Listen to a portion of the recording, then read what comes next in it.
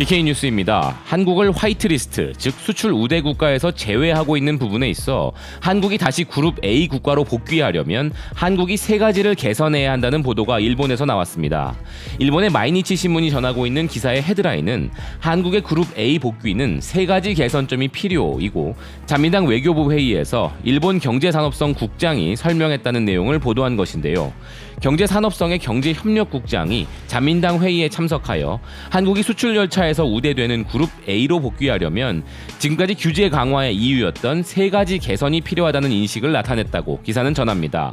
한일 양국 간 정책 대화가 계속 열리지 않는 등 신뢰관계가 훼손되어 재래식 무기에 대한 수출 통제의 미비, 수출 심사 체제, 인력의 취약성 등의 이유로 수출 규제가 강화되었고 이 부분의 개선을 요구한다는 것인데요.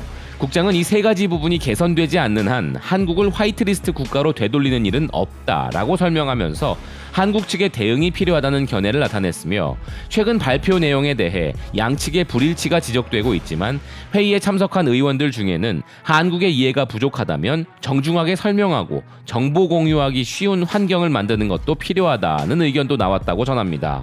이 기사 내용대로라면 7월 수출 규제 시점에 있었던 실무자 회의 때는 납득할 만한 어떤 말도 없었던 일본이 지금 이 수출 규제 세 가지 근거를 억지로 짜내느라 넉 달이 넘는 시간이 걸린 것인가 하는 어이없는 상황입니다. 그리고 이 세 가지 개선이라는 부분은 애초에 한국에 요구했다면 양국이 조율하는 데 있어 어렵지 않은 부분들로 구성되어 있지만 반대로 끝없이 억지 주장을 펼칠 수도 있는 조건들이기도 합니다.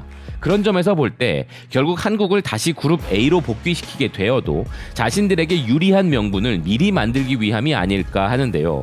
한국이 자신들의 개선 사항을 해결했으니 복귀시키겠다라면서 자연스럽게 수출 규제를 완화시킬 수 있는 분위기를 조성해 나가고 있는 것이 아닌가 하는 부분인 것이죠.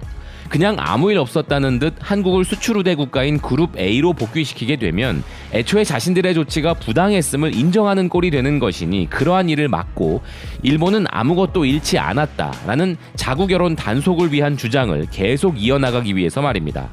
이 내용에 대한 여러분의 생각은 어떠십니까? 또 다른 일본의 속내가 숨어있는 것일까요? 지금까지 BK 뉴스였습니다. 시청해주셔서 감사드립니다.